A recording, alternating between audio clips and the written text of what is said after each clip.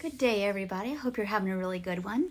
And so, in this week's series, we're going to be talking about food fears, their origins, and it kind of dovetails on last week's work where we talked about sometimes our fears are still not based in logic, but they're based in old stuff. So, this is a little bit of a continuation of last week's work. So, let me ask you this question.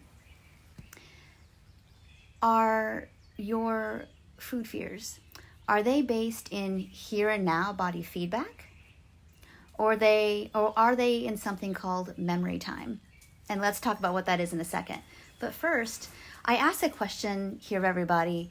Where did you learn your good food, bad food concerns? Or where did you learn to call food junk? Or, there's healthy, unhealthy food. And unanimously on that question I asked, almost everybody talked about it from external sources. And so this is a disclaimer. This is not a blame everybody that obviously probably cares about you in some way around your food. It's not to blame anybody, but it's more about recognizing, hey, I learned these food beliefs, this food, the way I talk about food and the language about it from something outside of myself. It wasn't something that I came up with. And therefore, it's not actually my inherent wiring or inherent instinct to call food good and bad. I had to learn that.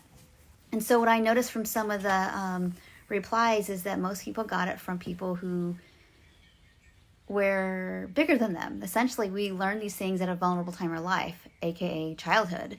And, when it comes to childhood, we are vulnerable and we are not able to fully care for ourselves. So there's some level of having to submit some of our will and our thinking, and we're going to be influenced by what's around us. So if we are told that we can't have certain foods, that it's bad, that it's junky, that you shouldn't eat that becomes your neural platform, like your foundation of how you relate and think and talk about food as well.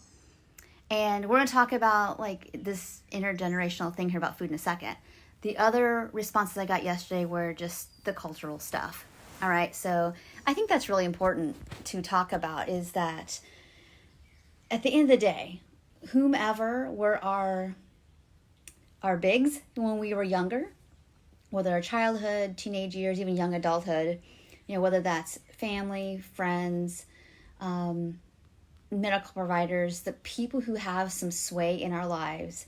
And if we don't have a very solid platform of feeling safe and secure with our own body's wisdom, we're going to be very, very susceptible to thinking that what everybody else thinks is true.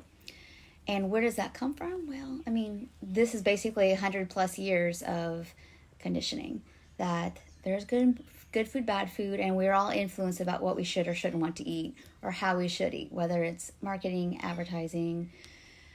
Now we have social, but before there was just radio and TV, then there was print, and then we have the science realm, and the media gets to cherry pick from that to make us see what we see, essentially, unless we go and look deeper.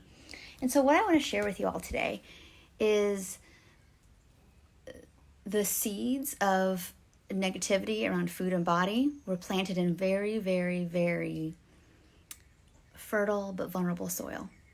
And so it can be difficult now that we're all adults to recognize, is my body feedback actually as negative, or is it really giving me that kind of negative feedback that my brain says it should? Basically, are things a match?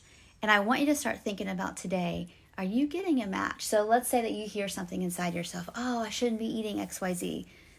That's junk. That's got too many whatevers in it.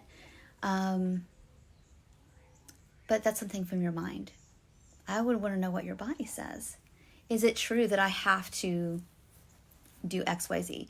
Now, you know that I'm not irresponsible about the idea that not every food has the same nutrient density. Not everybody should be eating everything depending on our state of dis-ease or wellness or not. And, so this isn't a message of it doesn't ever matter. That's not what this video is about at all.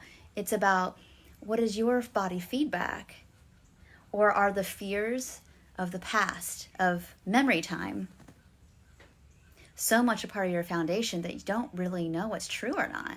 And the only way I'm going to let you know today, and I'm going to encourage you with this plan of action, is to keep on taking risk and being really clear about what your body's asking for. And if you feel fear or hesitancy or shut down around it, that's not maybe because something's bad about the food. This has to do with your initial programming. All right. So I know this is maybe a lot to think about and to take in, but it's pretty clear when I see people fearful about trying certain foods, unless you have a very, very known allergy or something like that, that you've tried enough to know that like it just doesn't work. If you already have that body feedback, then keep moving forward. And can we also be in a place of respect around those foods with those body sensations? Does it actually have to be fear? And that's something that only you know.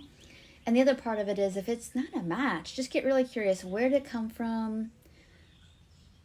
What in you needs something more to feel like, I don't really even need to language food that way anymore? Like, what keeps me from doing that? What am I afraid is going to happen? These are your action steps. I want you really to kind of get into some action here to get clear about, is this based on what you know intellectually and your current body time, like now time, or is this memory time? What's going on here? So I understand this is a very nuanced topic, and I'm trying to help people kind of get a historical lens on what's going on for them with their stuckness around like labeling food good and bad, or calling food junk, or just being fearful in general. Where does that come from? And if it's feeling hard to shake, it probably happened a long time ago when you didn't have another viable way of thinking about food. And so we want to have compassion for that and start there. So thank you all so much for watching this video. Each week's day's video, so Monday, Wednesday, Friday, will build upon today's video. And then I will have prompts and some questions for you in between, just to kind of basically, if you add all this time up, you essentially have gotten a mini session. And that's what my videos and prompts are about each week. It's not just to have like filler fluffy content out there. There's plenty of that. This is really about like getting some understanding, and then hooking that up with the body to be able to move forward. And so if you have any other questions or concerns, how this relates to you, if you think this is valuable for someone else that you know, please let them know about it. I really appreciate it, because I think there's a really deep, desperate need for more. How can we apply this work and these principles? And this is what these videos are for. So thank you all so much for watching, and I will see you on the next video. Bye for now.